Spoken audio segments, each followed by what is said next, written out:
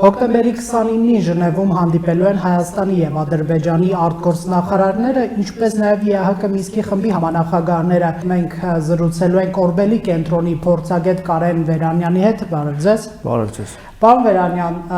այս հանդիպումը ինչ հավանականություն ունի, որ կարող է լինել բեկումնային հանդիպում, կոնկրետ ինչ ենք սպասում։ Իրականում նախ եւ առաջ ողջունելի եւ դրական է նման հանդիպումների անցկացումը եւ հատկապես ԵԱՀԿ Մինսկի խմբի համանախագահության այս երակողմ ձևաչափում եւ առանձին երկրների մասով նույնպես Ռուսաստան, Ֆրանսիա եւ Միացյալ Նահանգներ, բայց իհարկե մեծ հույսեր, սպասելիքներ չկան այդ հանդիպումից, որ դա ըստ էության կարող է բեկում մտցնել առաջին հերթին ռազմական գործողությունների դադարեցման հարցում եւ այդ կրակի դադարեցումը պահպանելու հարցում եւ երկրորդը իհարկե մեծ սպասելիքներ չկան, որ թեկուզ զուգահեռաբար ռազմական գործողությունների զուգահեռաբար ադրբեջանական կողմը կարողանա նստել քաղաքական խորհրդակցությունների, ես նույնիսկ չեմ ասում բանակցությունների մասին, զուտ քաղաքական խորհրդակցությունների սեղանի շուրջ որպես կառուցողական կողմ։ Նույնիսկ այն դեպքում, երբ միջազգային հանրությունը խոշոր խաղացողները Միացյալ Նահանգներ, Ռուսաստան, Ֆրանսիա ուղիղ ճնշում են գործադրում Ադրբեջանի վրա կրակը դադարեցնելու նույնիսկ այդ պարագայում։ Այո, տեսեք, հիմա մենք տեսնում ենք արդեն երրորդ անգամ է հրադադարի շուրջ պայմանավորվածություն են ձեռք բերվում ԵԱՀԿ Մինսկի խմբի համանախագահության շրջանակում առանձին երկրների մասնակցությամբ եւ միջնորդությամբ, բայց մենք տեսնում ենք, որ ըստ էության 10 րոպե անգամ 1 ժամ ընդմիջումով չի տեղում եւ կրկին խախտվում է։ Ակնհայտ է այդ երկրներում էլ եւ միջազգային հանրությունում էլ կապի հասանելիության եւ տեխնոլոգիական հնարավորությունները այնպեսի զարգացած են, որ թույլ են տալիս ասել, թե հստակ որ կողմն է խախտում։ Միանշանակ Ալիևն է ուղղակի այստեղ խնդիրը գիտեք որն է։ Առաջին հերթին այդ երկրների կողմից ըստ էության կարող են լինել շատ ավելի կոշտ, շատ ավելի թիրախային եւ հեռանկարային լուծումներ պահանջող զսպող լծակներ։ Օրինակ Միացյալ Նահանգները, որի նախագահ այս օրերին պրոհայկական այսպես հայտարարություններով է հանդես գալի, ունի չէ կոնկրետ ճնշման լծակներ Թուրքիայի վրա։ Միանշանակ, քանիցս նշել ենք, դա ակնհայտ է, այսինքն եթե ոչ Միացյալ Նահանգները, ապա որ պետությունը կարող է այդքան մեծ լծակներ ունենալ եւ կիրառել այդ հնարավորությունները Թուրքիային զսպելու համար։ Եկեք հասկանանք ինչու չեն կիրառում։ Առաջին հերթին Թուրքիան խաղաթուղթ է, գործիք է տարբեր երկրների համար եւ տվյալ դեպքում եթե խոսում ենք Միացյալ Նահանգների համար, իրենց քաղաքականությունը իրականացնելու եւ օգտագործելու թուրքական գործոնը այս կամ այն խնդիրները լուծելու համար։ Նույն Ռուսաստանի հետ հակասություններում Միացյալ Նահանգները եւ Արևմտյան ճակատը շատ հաճախ օգտագործում է Թուրքիային որպես գործիք։ Նույնը Ռուսաստանը իր հերթին է փորձում դա իրականացնել իդեմ Արևմուտքի, այսինքն Թուրքիայի հետ ինչ որ երկխոսություն ասեմ կամ գործողությունների կոորդինացման պարագայում այս համատեքստում գնում են այդ քայլին ըստ էության դա Ռուսաստան դիտարկել է որպես ի հակակշիռ Արևմուտքի Միացյալ Նահանգների, բայց տեսեք գործիք, որը կարծես թե վերահսկողությունից դուրս է գալիս բոլոր կենտրոնների։ Միանշանակ հենց դա է խնդիրը։ Պատճառներից մեկը դա է, երկրորդ պատճառը առիթներ եղել են այս օրերի ընթացքում, ասել եմ, որ խնդիրներից մեկը, պատճառներից մեկը միջազգային հանրությունում հավաքական կոնսոլիդացված միասնական ջանքերի բացակայությունն է։ Ամեն խաղացող, ամեն դերակատար իր խնդիրներն է այստեղ տեսնում եւ չկան միասնական ջանքեր, որ հնարավոր լինի զսպելու Էրդողանին։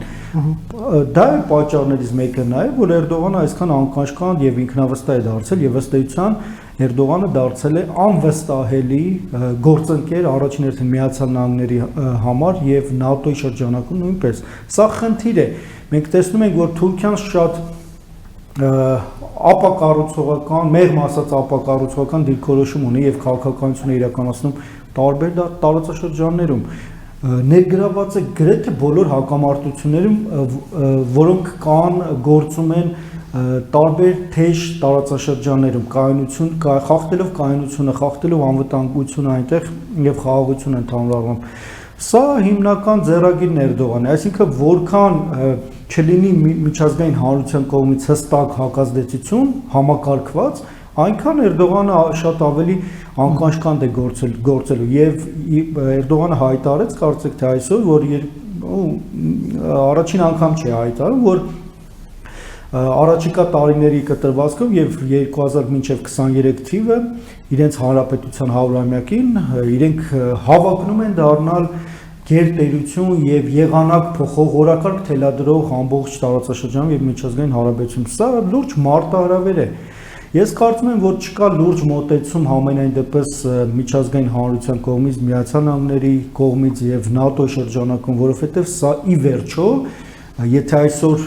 Մերձավոր Արևելքում է կամ Լեռնային Ղարաբաղի հակամարտության գոտում այս իրավիճակը, դա տեղափոխվելու է վաղը կամ մյուս օրը եվրոպական ճակատ դեպի արևմուտք։ Եվ ահաբեկիչների օգտագործումն է կարծես թե անտեսվում, այսինքն մի բան, որը միջազգային իրավունքով արգելված է, որի դեմ ՆԱՏՕ-ն է պայքարում, Միացյալ Նահանգները։ Տեսեք, հետարքիր է, օրինակ վերջին շրջանում Միացյալ Նահանգները պետդեպարտամենտի մակարդակով եւ Թուրքիայում ու Ադրբեջանում ԱՄՆ դեսպանատների կողմից հնչեցվեցին պաշտոնական հաղորդագրություններ, որ Թուրքիայում եւ Ադրբեջանում կա ահաբեկչական սպառնալիք, կա ահաբեկչական հարձակումների վտանգ, առևանգումներ եւ իրենց քաղաքացիներին հորդորում էին, խնդրում էին, որպեսզի նախ եւ առաջ չայցելել այդ երկրներ եւ երկրորդ թե ովքեր գտնվում են այդ երկրներում, ըստ էության խուսափեն իրենց մշտական հավաքատեղիներում, հյուրանոցներում, բարձրակ շինություններում։ Հստակ սա ուղերձ է, նույնը Մեծ Բրիտանիայի կառավարությունից հնչեց նման մտավախություն, որ Ադրբեջանում կարող են լինել ահաբեկչական հարձակումներ, առևանգումներ։ Մյուս կողմից մենք տեսնում ենք, որ իհարկե միջազգային հանրությունը հստակ այդ թեզը վերահաստատեց, այն է Թուրքիան ահաբեկիչները մեծ քանակությամբ ահաբեկիչներ տեղափոխել Ադրբեջան, մի մասը Թուրքիայում են, մի մասը արդեն տեղափոխվել են, մասնակցում են գործողություններին, բայց ըստ էության չկան բացի հայտարարություններից ավելի էական, ավելի կիրառական քայլեր։ Սա է բուն խնդիրը։ Ըստ էության, տեսեք, հայտարարությունների փուլը առիթներ եղավ, ես նշեցի, արդեն ավարտվել է։ Ինչ պետք էր ասվել է։ Հիմա խնդիրը գործնական դաշտում քայլեր անելն է։ Մենք օրինակ եկեք հետևյալ տարբերակը դիտարկենք, ինչպես դուք ասեցիք, բոլորը հայտարարություն են արել, կոչեր են արել, արդեն ժողովուրդը, երբ որ կարդում է նման կոչեր, հայտարարություններ, նույնիսկ կատակներ են հորինվել այդ կոչերի վերաբերյալ, ինչ կարող են անել, որը կարող է լինել այս 3 գերտերության հաջորդ քայլը, պարոն Միրոնյան։ Այն պարագայում, երբ Թուրքիան եւ Ադրբեջանը ակնհայտորեն ապակառուցողական են Արցախի հարցում եւ ռազմական լուծում են տեսնում, գիտենք այդ բոլոր 3 պետությունները համանախագահ անթույլատրել են համարել ռազմական տարբերակով լուծումը եւ քաղաքական գործընթաց վերադառնալու կոչ են անում։ Այս ապակառուցողականությանը ինչպիսի հարված կարող են հասցնել այս 3 պետությունները։ Օրինակ, այսպիսի սցենար կարող է լինել պարտադրել լուծում Ադրբեջանին Արցախի հարցում, ճանաչել Արցախի հանրապետության անկախությունը, խաղաղապահներ կամ անվտանգության ապահովում,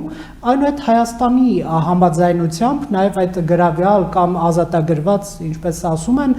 տարածքների վերադարձի քննարկում Ադրբեջանին, այսինքն պարտադրել լուծում։ Սա կարող է դիտարկվել որպես սցենար իրական։ Շատ կարևոր հարց եք բարձրացնում, իրականում ես չէի ասի, որ դա կարող է լինել ԵԱԿ Մինսկի խմբի համանախագահների հավաքական համատեղ գործողությունները, որի արդյունքում կարող են լինել նման իրավիճակ, այսինքն Արցախի անկախությունը ճանաչել։ Բայց առանձին դերակատարների մասով իհարկե հնարավոր է, երբ որ լինի շատ այսպես թե ամենաթեժ իրավիճակի ամենաբարձր գագաթնակետը մենք նման իրավիճակ ունենանք, այսինքն չնախատեսված եւ անբեկանելի շրջադարձային իրադարձություններ լինեն, որոնք այլընտրանք այլ չեն թողնում, նման իրավիճակում իհարկե force majeure-ային իրավիճակներում շատ հնարավոր է որ դիցուկ Ֆրանսիան իդեմս նախագահ Մակրոնի նման հայտարարությամբ հանդես գա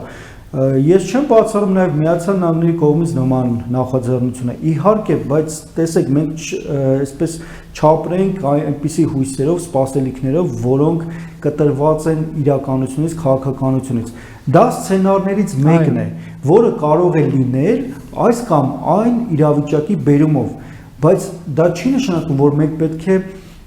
կտրվենք իրականությունից եւ թույլ պատկերացումներ ունենանք եւ տարվենք այդ հույսերով շատ հաճախ դրանք զուտ արվում են որպես հայտարարություններ իրենց քաղաքականության մի մասն են դիտարկում եւ այս տեսանկյունից իհարկե մեր հիմնական խնդիրը ռազմական գործողությունների բերում ունենալ հաջողությունը բեկել գործողությունների տրամաբանությունը սկսել այդ ուղղությամբ որովհետեւ Ադրբեջանի ռեսուրսները որքան էլ շատ լինեն դրանք անսահմանափակ չեն եւ այս ուղղությամբ կարծում եմ որքան մենք հաջողություն արձանագրենք ռազմական գործողությունների բերումով այնքան միջազգային հանրությունը թեքելու ենք միջազգային հանրության կարծիքը եւ մոտեցումները թեքելու ենք իօգուտ մեզ հիմա էլ ահագին ձևավորված բավական դրական արձագանք եւ այսպես պատկերացումներ կան իօգուտ Հայաստանի եւ Արցախի բայց դրանք պետք է իգործ դնել նույն Ռուսաստան օրինակ քիչ հավանական եմ համարում իհարկե Արցախի անկախության ճանաչումը Ռուսաստանի կողմից բայց միևնույն ժամանակ չբացառելով այդ սցենարը բայց ասեմ որ շատ կիրառական հստակ քայլեր իրականացվում են որոնք հնարավորություն են ստեղծում չթույլատրել Թուրքիային ներգրավել չափից ավելի մեր տարածաշրջանում եւ Լեռնային Ղարաբաղի հակամարտության գոտում Ռուսաստանը օրինակ քաղաքական խորհրդակցություններից բացի սկսեց ավելի աշխատացնել իր պաշտպանական ռազմական անվտանգային գործառույթները սա շատ կարևոր է այս տեսանկյունից կարծում եմ որ ԵԱԿ Մինսկի խմբի համանախագահ երկրներից Ռուսաստանն է ամենաառաջին եւ թերևս միակ պետությունը կողմը որը հայտարարությունից բացի անցել է շատ ավելի լայն կիրառական գործողությունների դաշտ։ Եթե բացենք, փորձենք բացել, հա, փակագծերը, Արցախի հարցը հայ-ռուսական հարաբերություններում ինչպիսի դեր է կատարում։ Եթե մի արածցե, Աստված մի արածցե ունենանք այնպիսի իրավիճակ, որ մենք վնասներ ենք կրում անդառնալի Արցախի հարցում եւ այնպես է ստացվել, որ մեր ժողովուրդը Ռուսաստանին համարում է դաշնակից բարեկամ պետություն եւ սկսելու է հարց տալ, եթե դուք իսկապես դաշնակիցներ եք, ինչու թույլ տվեցիք, որ Ադրբեջանը, հա, անդառնալի կորուստ մեզ պատճառի Արցախի հարցում, ինչ կարող եք ասել այս իմաստով ռազմական մատակարարումներ, ինչից դժգոհում է Իլհամ Ալիևը Գյումրի ռազմաբազա եւ այլն։ Ալիևը շատ զարմանալի եւ ինչ որտեղ էլ հասկանալի, մեզ համար հասկանալի կեցվածք ունի, անընդհատ ապակառուցողական դիրքորոշում ունենալով քարոզչական նպատակներով հայտարարություններ հնչեցնելով, եթե դու ոտնձգություն ես իրականացնում Հայաստանի սահմանների նկատմամբ, Ռուսաստանը ունի Հայաստանի հետ պայմանավորվածություններ, հստակ պայմանավորվածություններ եւ այն զորքերը, սահմանապահ զորքերը, որ Ռուսաստանը եւ Հայաստանը համատեղությամբ սահմանապահ առաքելություններ իրականացնում այդ զորքերի մասնակցությամբ, ինչպես Թուրքիայի հետ Հայաստանի սահմանի պաշտպանության առումով, այնպես էլ Իրանի ըստ էության դա Ռուսաստանը դիտում է որպես սպառնալիք մարտահրավեր նաև իր անվտանգությանը եւ այն պայմանավորվածությունները, որ կան Ռուսաստանի եւ Հայաստանի միջեւ։ Սահմանապահ ուղեկալին խփվեց։ Այո, եւ մենք տեսնում ենք, որ հայ-իրանական սահմանն է, որտեղ ռուս սահմանապահները հայ սահմանապահների հետ համատեղ ծառայություն են իրականացնում։ Եվ սա ուղերձ է առաջին հերթին Ռուսաստանին ուղղված ոչ միայն Ադրբեջանի կողմից, այլև Թուրքիայի եւ առաջին հերթին Թուրքիայի կողմից։ Խնդիրը սա է։ Ռուսաստանին ուզում են ներքաշել այս ամբողջ գործողությունների, ամբողջ գործընթացի տրամաբանության մեջ, բայց Ռուսաստանին ներկայացնել որպես կողմնակալ դիրքորոշում ունեցող կողմ։ Ալիևի նպատակը դա է, այսինքն Ալիևը անընդհատ հայտարարում է, սկսել է հայտարարել, որ Ռուսաստանը զենք է մատակարարում, տեխնիկա է մատակարարում, արդեն պաշտպանում է հայկական կողմին, իսկ ռազմական գործողությունների առաջին իսկ օրերից մենք տեսնում ենք, որ Ռուսաստանի դերակատարումը Ադրբեջանում եւ Ադրբեջանի ռազմաքաղաքական ղեկավարության կողմից ընկալվում է շատ դրական, փոխվել է։ Կարծում եմ այստեղ նաև Էրդողանի գործոնը կա, Էրդողանի ճնշումների ներքո Ալիևը այլևս ի վիճակի չէ այս դաշտում նույնպես մանևրելու։ Վերադառնանք բուն հարցին։ Ռուսաստանի դաշտում, հա, այսինքն Այո, Ադրբեջան-Ռուսաստան հարաբերությունում, եթե առաջ կարում էր արդեն այն ժամանակ կարողանում էր մանևրել եւ փորձել հակառուսական տրամադրություններ եւ հակառուսական ուղերձներ չհնչեցնել, հիմա ակնհայտ արդեն սկսվում է հայտարարություն նկատվել այդ հակառուսականությունը եւ այստեղ Էրդողանի ակնհայտ մասնակցությունը կա։ Ռուսաստանը ի վերջո ունի իր հստակ շահերը մեր տարածաշրջանում եւ Ռուսաստանը փորձում է իրականացնել համենայն դեպս մի քաղաքականություն, որը կպահպանի ուժերի նախկին հարաբերակցությունը, ստատուս քվոն։ Այսինքն մի կողմից իհարկե Հայաստանը Ռուսաստանի համար ռազմական նշանակություն ունեցող գործընկեր է, դաշնակից է, բայց մյուս կողմից Ռուսաստանը չի ուզում իրենից այսպես ամբողջությամբ կտրի օտարի Ադրբեջանին։ Նույն տրամաբանությունը կա նաև ռուս-թուրքական հարաբերությունների համատեքստում։ Թուրքիան այսօր ակնհայտորեն դիմակայությունն է ցուցաբերում հակառակորդ մրցակիցը Ռուսաստանի համար տարբեր տարածաշրջաններում, բայց ինչ որ իրավիճակի բերումով նրանք գնում են ինչ որ երկխոսության փորձում հակարևմտյան օգտագործելով այդ ճակատը, բայց Ռուսաստանի համար կարծում եմ Հարավային Կովկասը նույն հարթության մեջ չի դիտարկվում, ինչպես օրինակ Մերձավոր Արևելքը կամ Հյուսիսային Աֆրիկան, որտեղ Թուրքիայի հետ իրենք հակամարտության մեջ են։ Սա իր համար շատ կարևոր, անչափ կարևոր անվտանգային կենսական նշանակություն ունեցող գոտի է տարածաշրջանը, որտեղ ըստ էության Թուրքիայի հետ դիմակայությունը եւ հնարավոր իրավիճակի տարբեր իրավիճակից ելնելով հնարավոր երկխոսությունը կարող է լուրջ հետևանքներ ունենալ Ռուսաստանի ներգրավվածության տեսանկյունից այս տարածաշրջանում կամ դիրքերի հետագա պահպանման առումով։ Ուստի Ռուսաստանում հստակ է այդ մոտեցումը։ Էրդողան-Պուտին հեռախոսազրույցն է երեք տեղի ունեցել եւ ըստ պաշտոնական հաղորդագրության Պուտինը Էրդողանին իր մտահոգությունն է հայտնել Ղարաբաղում շարունակվող մարտական գործողությունների եւ Մերձավոր Արևելքից կռվող ահաբեկիչների ավելի ու ավելի մասշտաբային ներգրավվածության վերաբերյալ եւ Պուտինը ասել է, որ կապի մեջ է նաեւ Հայաստանի եւ Ադրբեջանի ղեկավարների հետ արդեն բաց են խոսում ահաբեկիչների ներգրավման մասին, սա ինչ է նշանակում։ Դա նոր չէ, ռազմական գործողությունների առաջին իսկ օրերից հայկական կողմի քաղաքական դիվանագիտական օպերատիվ աշխատանքի արդյունքում հնարավոր եղավ միջազգային հանրության մեջ հանրության շրջանում շրջանառության մեջ դնել այդ կարևոր թեզը, որ Թուրքիան ահաբեկիչներ է տեղափոխում Հարավային Կովկաս եւ Ադրբեջան ռազմական գործողություններին մասնակցելու առումով։ Այս տեսանկյունից սա նոր բան չէ եւ այդ մասին հայտարարություններ հնչեցրեցին Ռուսաստանի տարբեր բարձրաստիճան պաշտոնյաների կողմից։ Բայց արդեն Էրդողան-Պուտին հեռախոսազրույցում է դրա մասին խոսում։ Արդեն ամենաբարձր մակարդակով այդ մտահոգությունները հնչեցում եւ ուղիղ տեքստով Պաշտպանության նախարարի կողմից հնչեցվեց Ռուսաստանի շահագուն այդ մասին ասեց հիմա Պուտինը։ Իհարկե դա խնդիր է, իհարկե սա ուղերձ է Թուրքիային եւ սա ցույց է տալիս, որ ամեն դեպքում մենք այս գործոնը օգտագործելու ենք մեր խնդիրները լուծելու համար։ Եվ Ռուսաստանը ցույց է տալիս, որ սա խնդիր է իրենց համար, որը բերել է որպես մարտահրավեր Թուրքիան։ Մենք պատահական չէ, որ տեսնում ենք, թե Ռուսաստանը ինչ ակտիվ հակաաբեկչական գործողություններ իրականացնում Սիրիայում թուրքամետ Թուրքիայի հովանոցության ներքո գտնվող ահաբեկչական խմբերի ոչնչացման ուղղությամբ։ Շատերն սպասում են, որ դա Ադրբեջանի տարածքում կլինի։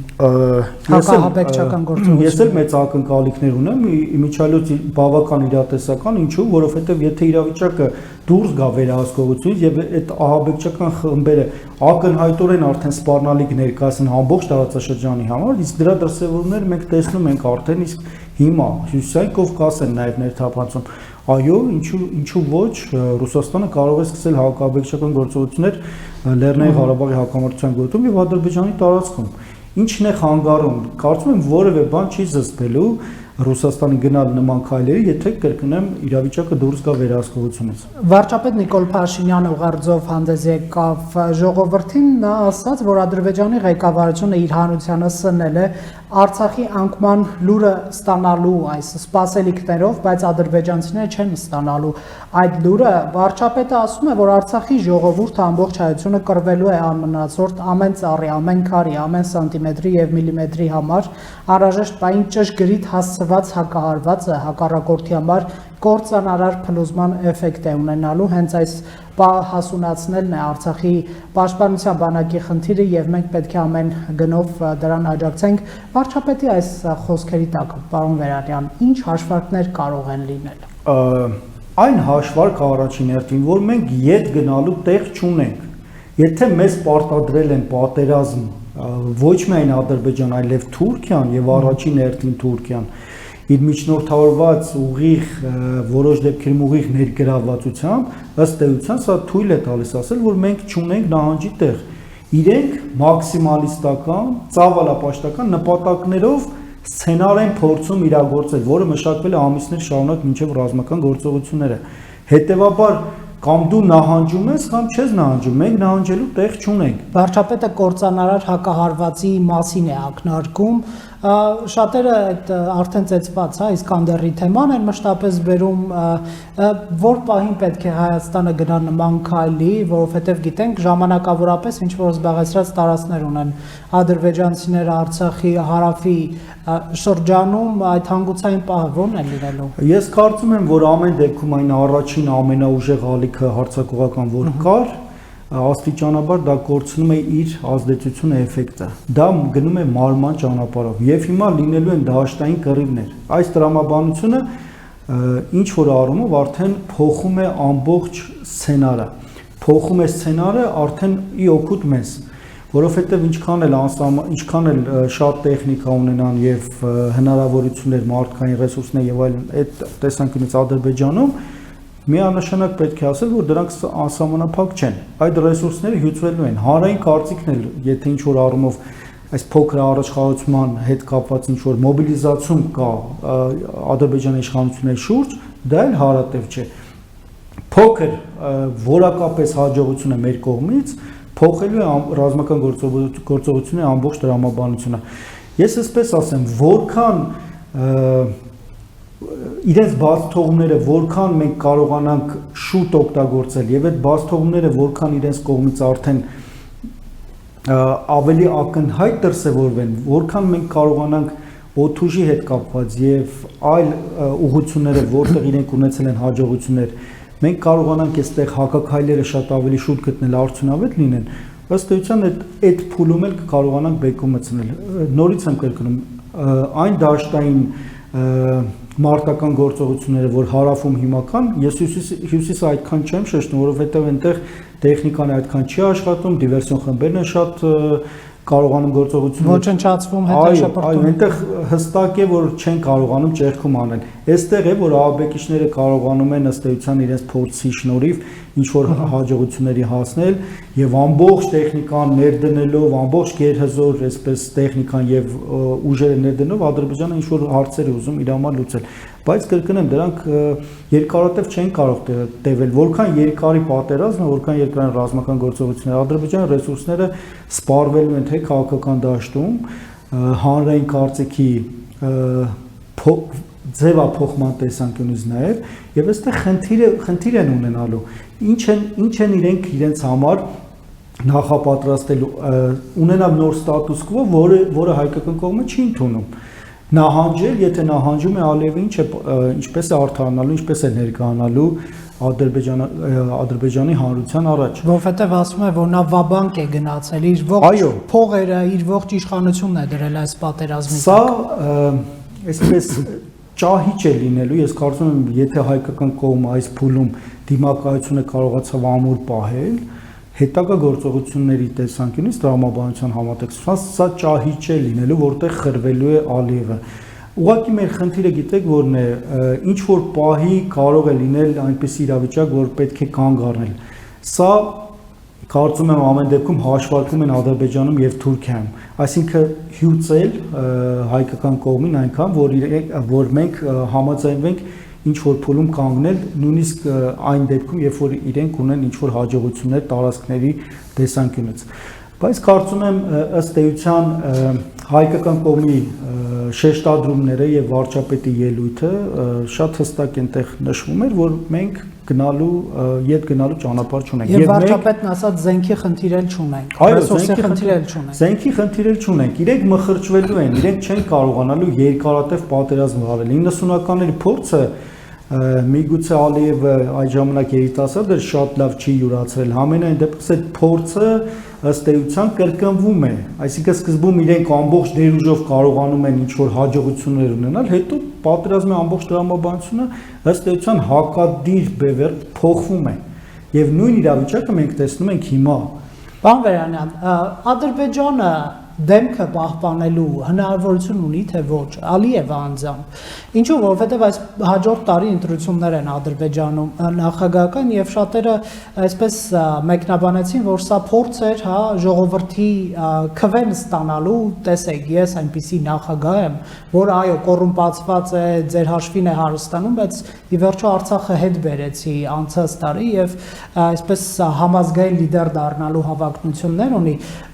Ինչ կարող եք ասել,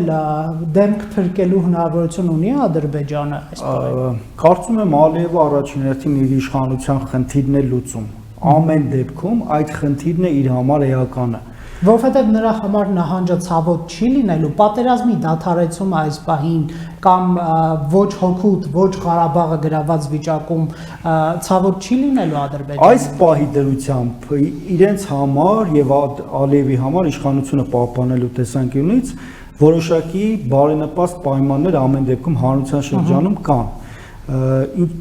Նկատի ունեմ իրենց առաջխաղացումը եւ ինչ որ առումով հաջողությունները հարավում,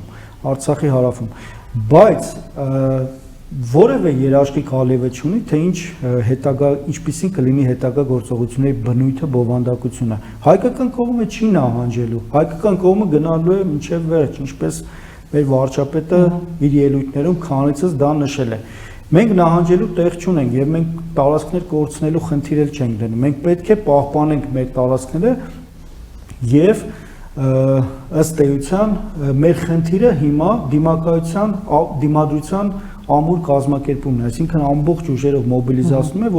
մոբիլիզացնումն է, որպեսզի Ադրբեջանը հնարավորություն չունենա առաջխաղացում ունենալու։ Այդ ռեսուրսները, Ադրբեջանի ռեսուրսները, այսպես աստիճանական նվազման միտում պետք է ունենան։ Իրենք չեն կարող անընդհատ նույն տեմպով, նույն արագությամբ, խտությամբ գործողություններ իրականացնել։ Ի վերջո այդ ռեսուրսները սպառվել են, ի վերջո հանրային կարծիքն էլ արդեն հիասթափություն, ընկճվածություն է ունենալու։ Զոհերը շատ են, անշուշտ դրանց մի մասը ահաբեկիչներ են, բայց համենայն դեպս իրենց զոհերը շատ են։ Եվ այդ տեխնիկան, որ իրենք գործածում են եւ ունեին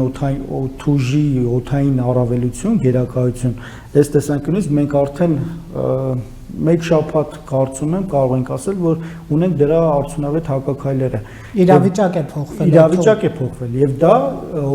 իօգուտ մեզ է լինելու նաեւ հետագա գործողությունների տրամաբանության համատեքստում։ Կրկին նշեմ, այս ամբողջ սցենարում, որ Թուրքիան եւ Էրդողանը կազմակերպել են այս ռազմական գործողություններում, իրենց նպատակներին, լայն ծավալապաշտական նպատակներին հասնելու համար Էրդողանը ընդհանրապես հարթակ է, ներողություն, Ադրբեջանը ընդհանրապես հարթակ է։ Ադրբեջանը փորձում է ամեն ինչում փոկել իր կտորը,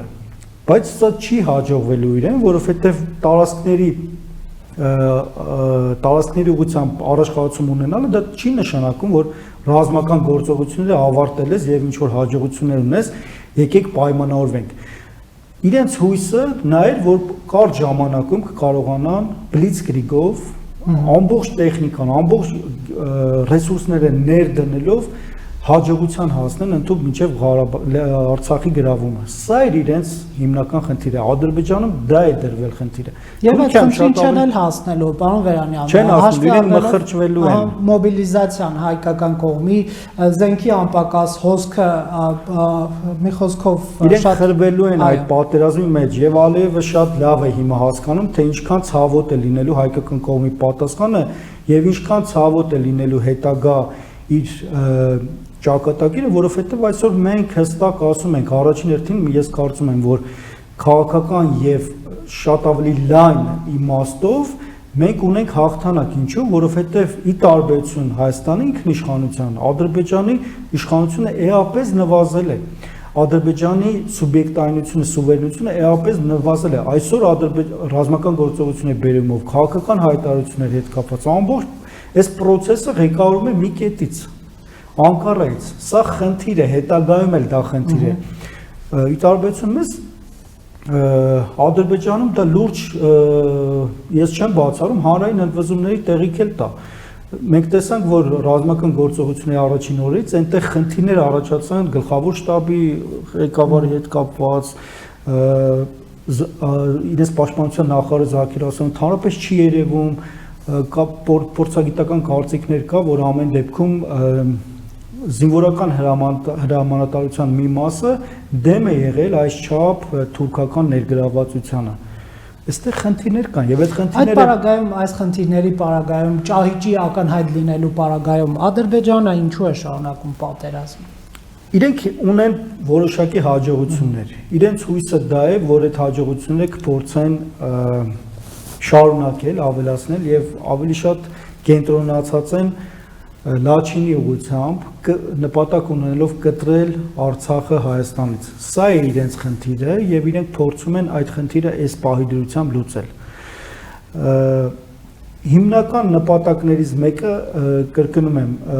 դա է։ Երկրորդ Ալիևը փորձում է ամեն դեպքում այս իրավիճակում, քանի դեռ Թուրքիան եւ անձամբ Էրդողանը ամեն կերպ ամեն առումով, ամեն ուղղությամբ աջակցություն են ցուցաբերում Ադրբեջանին, օգտվել է իրավիճակից եւ իր խնդիրը լուծել, ինչքան հնարավոր է շուտ, ինչքան հնարավոր է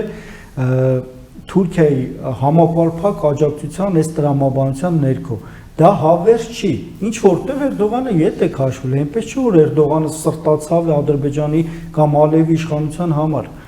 Այսօրվա դրությամբ Ադրբեջանը դարձել է աբեկչական սպառնալիք Միացյալ Նահանգների օտարերկրացիների քաղաքացիների համար, աբեկչական սպառնալիք ամբողջ տարածաշրջանի համար, Ռուսաստանն է բարձրացնում, Իրանն է բարձրացնում, իսկ որտեղ է Էրդողանը, այսինքն այդ սրտացավությունը որտեղ է, երբ որ խոսում են եղբայրական ժողովուրդների մինչև վերջ Ադրբեջանին իրենց աջակցությունը ցույց տալու համար։ Այսօր խաղաղասեղանին է դրված Ադրբեջանի սուբյեկտայնությունը, սա շատ ավելի հեռահար տանող խնդիր է, շատ ավելի հեռահար տանող խնդրեմ է Ադրբեջանի համար, խնդրեմ է Ալիևի իշխանության համար։ Պարոն Վերանյան, ավարտելով զրույցը հոկտեմբերի 29-ին հանդիպում է տեղի ունենալու Հայաստանի, Ադրբեջանի արտգործնախարարների, ինչպես նաև համանախագահների մասնակցությամբ այս հանդիպումից առաջ վարչապետ Նիկոլ Փաշինյանը այսպիսի միտք է արտահայտում, բաց նաև ըստ որոշ մեկնաբանությունների արտաքին լսարանի համար, որ մենք պատրաստ ենք անգամ ցավոտ զիջումների, բայց փաստ է, որ թշնամին կապիտուլյացիա է պահանջելու, պատրաստ չէ փող զիջումների եւ պետք է կռվենք։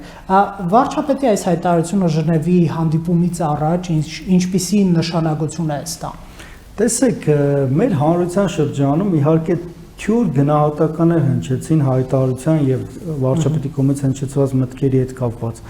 Ըստ էության այդ հայտարարությունը, ինչպես վարչապետը իր վերջին ելույթում ասեց, ուղղված են արտաքին լսարանին եւ կոնկրետ թիրախային խնդիր են դնում։ Եվ այստեղ շատ հասկանալի է, ուղղակի հանրությունը միգուցե հանրության ինչ-որ հատված պատրաստ չէ նման բաներ լսելու, բայց դա խնդիրը այստեղ բովանդակությունը չէ, խնդիրը կոնկրետ հասցեատերերն են։ Չմոռանանք, որ Միացյալ Նահանգները երրորդ անգամ առանձին միջնորդությամբ հրադադարի շուրջ, հրադադարի հաստատման շուրջ պայմանավորվածություն ձեռք բերվեց եւ իրենց միջնորդությամբ։ Եվ այնտեղ տեսեք Պոմպեոն հայտարարություն արեց, Թրամփի ազգային անվտանգության հարցով խորհրդական Օբրայենը հայտարարություն արեց, Թրամփը ինչ որ ակնարկներ ուղերձներ հղեց, որոնք մեզ համար ընդհանուր առմամբ դրական էին, բայց մեծ ակնկալիքներ չկային։ Այսինքն նաև այդ հայտարարությունում փողզիջման, ցավոտ փողզիջման հարցերը նաև ուղղված էին դրսի լսանին, Միացյալ Նահանգներին,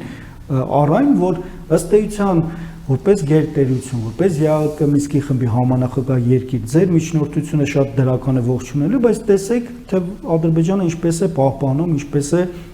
վերաբերվում այդ ամեն ինչին։ Եթե գործ ունեք կողմերից մեկի հետ, ապա դա Այո, Ադրբեջանն է։ եւ իրոք այդպես է։ Փաստերը դրա մասին են ցույց տալիս։ Փաստերը վերահաստատում են, որ Ադրբեջանը չի պատրաստվում ռազմական գործողությունները գնալ ռազմական գործողությունների դադարեցման ճանապարհով։ Այ ամենայն դեպս այս փուլում։ Իսկ ինչ պետք է անի հայկական կողմը, որքան հայկական կողմի գործողությունները լինեն կոշտ